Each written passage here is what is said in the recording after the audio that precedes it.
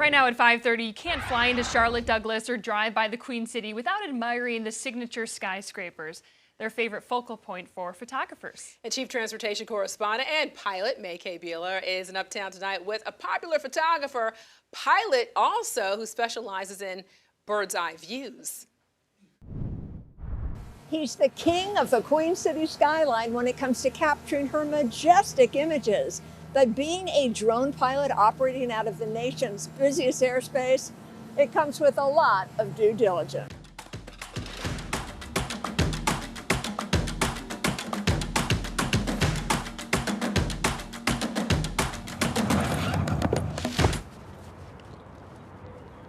Uptown is a fantastic city to photograph. I think the lights are one of the biggest draws of it, and what they do with the lights, celebrating something new and different every day.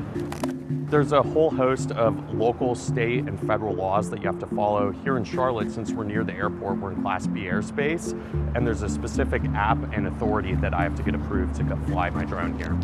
Charlotte drone pilot Jason Hedrick knows his airspace. He has to. It goes hand in glove with being a licensed FAA Part 107 drone pilot, flying in the national airspace system's most complicated and congested airspace.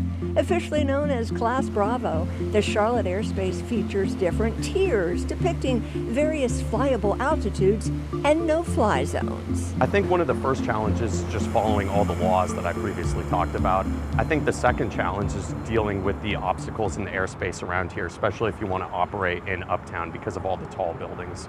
In his day job, this veteran Army helicopter pilot is a financial consultant. His side gig, well, that's a lot more exciting. His stunning images of Uptown have fetched high praises on social media. I mean, it's been a great way to get connected in the communities. But getting those images is not easy. Not only must Jason be properly licensed, which he is, and get special permission to fly in Uptown, he must strictly adhere to specified altitudes to avoid violations and no-fly zones. It's not kids' play. Don't go buy this thing from Best Buy and slam it into an airliner. I think something that's very dangerous with drone operation is dealing with other aircraft in the area. Specifically here in the city, there's a lot of low-flying, fast helicopters, and you have to be really aware to make sure you don't cause a collision with one of those aircraft. A challenge Jason never expected was being stopped and questioned by curious authorities. Fully licensed and I have airspace authorization, but I've been stopped by law enforcement several times. Jason says he has encountered police officers who seem confused by the ever-evolving drone regulations. While some cops are intrigued, stopping for a selfie with the drone, others threaten to arrest Jason if he doesn't move on. If authorities are confused, imagine how parents feel when their kids want a drone for Christmas. While Jason's equipment is pro quality with a hefty price tag around $4 grand, parents can buy their kids inexpensive, almost toy-like drones that are a simpler alternative, yet are still subject to restrictions.